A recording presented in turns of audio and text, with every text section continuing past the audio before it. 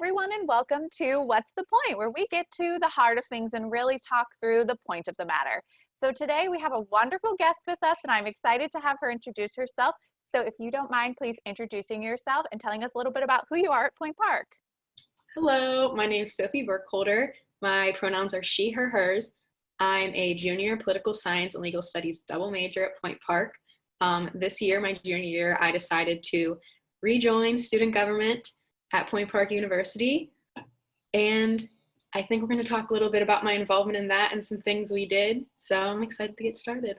Yeah, you are totally right. Thank you so much for joining us today, and also for all your great work you've done this year. And I'm assuming probably previous years as well.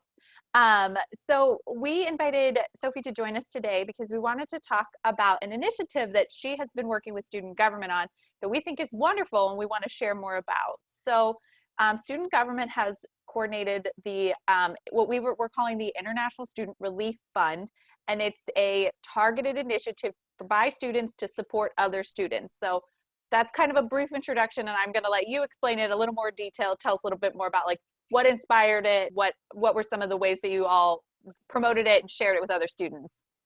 So what inspired this was the pandemic began basically over a year ago, I want to say. Isn't that crazy? It's been Yeah. it feels a little like surreal. Yeah, so it started a year ago, and I want to say, I can't even remember the exact dates, maybe March, April, May, I want to say. Congress passed the first COVID relief bill, and it provided aid to universities to then in turn provide aid to their students. But a provision within that bill was that universities were not able to provide aid to international students. And that was not a decision on the university's behalf. That was what was in the larger package from the United States government. So I saw a lot of other universities kind of organizing around the fact that international students are a vital part of the university, of this country. They stimulate our economy a lot. They do a lot of good. And I know coming to Point Park, one of the main things that was broadcasted, advertised, was how much we support and enjoy the fact that we get a lot of international students here, because it shows the impact of Point Park University internationally and what we offer here. Got it. Like So, how it resonates, or like how that yeah. is part of our community, or like global community maybe. Yeah. And so I was thinking, if we're going to advertise our ties to the international community and how we bring in international students and how they go to this university and we support them, we have to act and actually support them in this time, because this was a global pandemic. This wasn't a pandemic specific to the students in the United States, specific to the students within the Pittsburgh area. And so I texted the president of student government, Dennis McDermott. This was before I was even in the organization.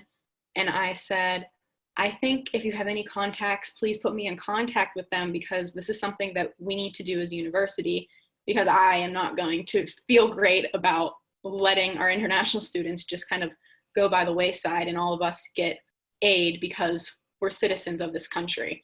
And Dennis put me in contact with the right people. I began getting a lot of contact with Megan, and we put together this fund that it was donation based. So the main tagline is for students by students. So a lot of students were the donors. We actually did a fund where Student Government Association members created bingo cards. So we had different prices. We had different prices, and it was just $1 to $5, but people would put their mark on the bingo card in turn of a donation. I know personally from that, I believe I raised $75. The card was only supposed to make roughly $30. So just seeing support come back on that, the students wanted to help, and it was very obvious from the bingo card, but also just in the several social media posts we did on Twitter. The first one we put out, I think, was the most interaction an SGA post has gotten in a while. So it was very obvious that it was for students by students with the amount of support the fund received. Yeah, and that's a great point, I think, that you bring up there, that, you know, what we often talk about as an office is that what we're doing has to really resonate with people. So we can't support a community if we don't truly understand what the needs are or where folks feel like we should be focusing to support the needs. And you've raised several $100s, and you've had a variety of alumni and campus community and student community all donate. So I think that speaks just to your efforts, and also how I think the connection that everybody feels to being like, we want these folks that are part of our community to feel like we are there and we care about them and they matter.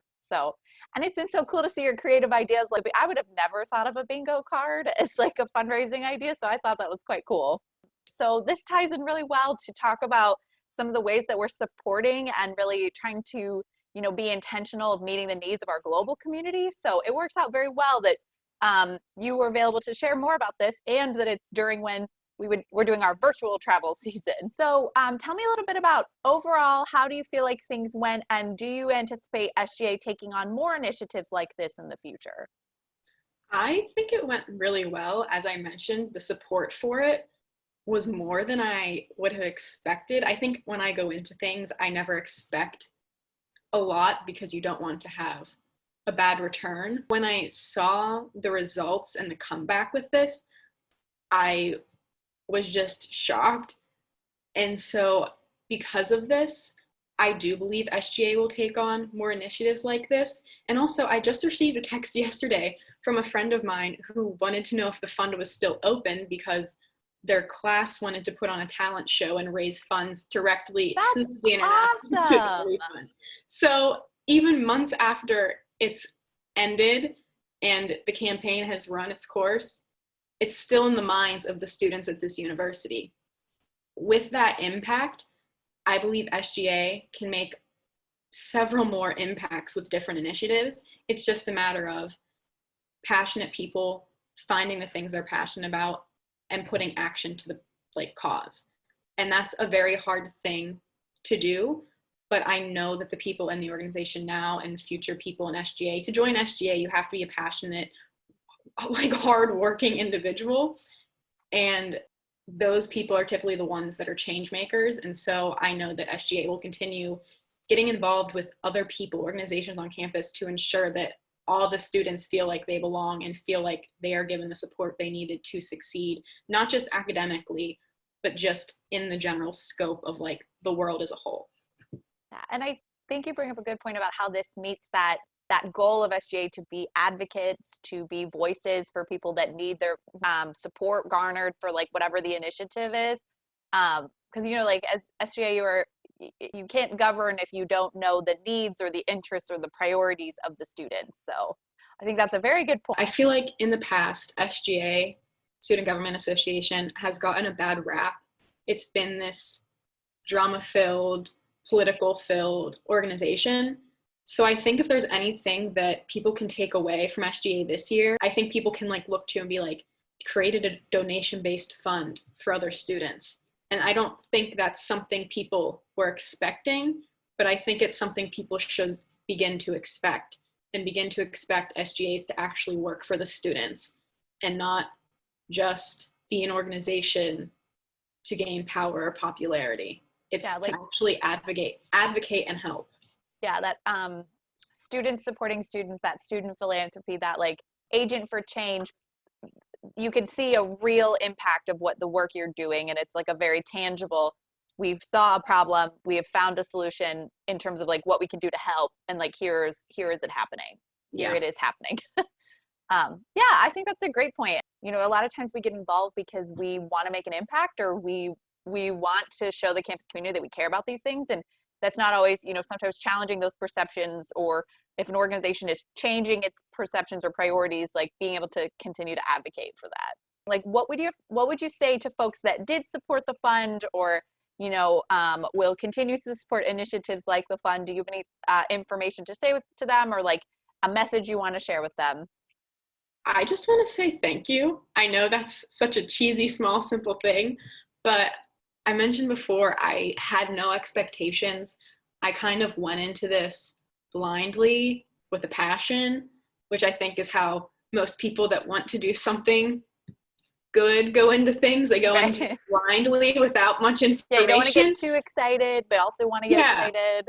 Yeah, so to Point Park students, alumni, whoever supported the fund, it really will impact people. Don't think that what you did is just like one small thing, because one small thing to you is like one great thing that's going to impact another person's life. I would say if you have the opportunity to participate and donate to things in the future, do so. Like, especially during this day and age, like, people need support, people need help, people need to be advocated for. So never think that you don't have like the time or the space to do so, because there's space for everybody to speak up and like donate, do things if you have the capacity to do so. So kind of transitioning to some more fun questions. So you mentioned your major at the beginning, but what's the long-term plan for you? What do you hope to do in the future? Okay, so political science, legal studies, there's a multitude of things you can do with that. And I think oftentimes people with a political science degree don't end up in like the political world. But for me, post-graduating from Point Park, I plan to get my paralegals, and I would like to transition with my paralegals to work for nonprofit organizations that help refugee and immigrant communities. And with my paralegal degree, I would like to work specifically for an organization that provides free legal services for these communities to help them if they want to transition to be a citizen, or just provide them with the legal services necessary. That's what I want to do. I kind of, as I mentioned before, I thought of this blindly one day. I was like, I don't even know if these types of things exist, but there's actually a lot of organizations like this in the Pittsburgh area. And so I don't know if it was like fate or what, but that's what I want to do, and I'll get there. Well, and it sounds like that very much carries along the lines of your theme of, wanting to advocate, support them, provide them the resources and tools they need to be successful. Just transitioning that from your student experience to a full-time work experience. So I wish you the best of luck, and I'm sure we'll stay in touch. My next question is, do you have a favorite part about Point Park? Like a favorite thing, a favorite experience, a favorite something? Okay, this is like a cheesy answer, and I think it's more like, I love cheesy answers. So. Yeah, I don't think it's like metaphysical. Like, that's definitely not what it is. But my friends that I've met here. Okay. Yeah, I just think Point Park, coming here, I was terrified as like a young 18-year-old naive person. I kept to myself a lot, but the people I did reach out to and the people that reached out to me, I'm still friends with those same people from freshman year. And it's nice walking around campus, and you might not know everybody, but like the people you do know, just like a small wave, like my community, my specific community at Point Park is my favorite thing about Point Park. Oftentimes I think who we want to be and who we become and who we help others become in their journeys is really related on like the people in our circle and in our network. So I think that's a really good point. Yeah, they make the place special, and relationships sound like they're going to transcend your time here. Like your connection is Point Park, but that doesn't mean you like stop talking to each other upon graduation. I love that. My next question, and also my last question, is I'm a big proponent that there are a lot of great quotes or mantras that really like help us kind of articulate or like something that we live by. So is there a quote or an expression that you live by that you just really love and you'd like to share? My quote isn't by anybody big, anybody famous, but to me, this person is the most famous person. It's my dad. My dad, ever since I was young, since I was young, told my brother and I that our job is to be happy. Like, our main job in life is to be happy. And anytime I get a text, anytime I get a phone call from my dad, he goes, "Are you doing your job?" And it's just implied that he's asking if I'm happy. And I got a tattoo in his handwriting that says, "My job is to be happy." So it's impacted me a lot, and I tell people about it all the time. I just think it's very cheesy, and while you can't always help the fact if you're happy or not, because there's a lot of things that go into that, it's something that I'll always carry with me, and I want to share to other people, because my dad also said, like, if you're ever feeling down, just smile, because like the simple act of smiling will like make you feel better. And at first I'm like, okay, Dad, but like it does, like genuinely, if you feel down, sometimes just the simple act of like arching your face like really does help. So just, my job is to be happy is the quote that I want to share. I love that. I think that's such a good like way to frame it, is that like, like at some level, like you have to as you're learning and growing more about yourself over these 4 years and like, you know, the rest of your life in school and all those things, and when you enter the workforce, like, are you doing what you feel like you're meant to be doing? Like, are you taking care of you? Are you focusing on your interests? I think that's really sweet advice. I also agree with the smiling. Like, sometimes you just have to like trick yourself into being like, I am fine, or like, it's okay, or like the weather is terrible and we're gonna be okay kind of thing. It works. It works. I'm telling you. I don't know what it is, but sometimes I just smile and I'm like, I guess things are okay.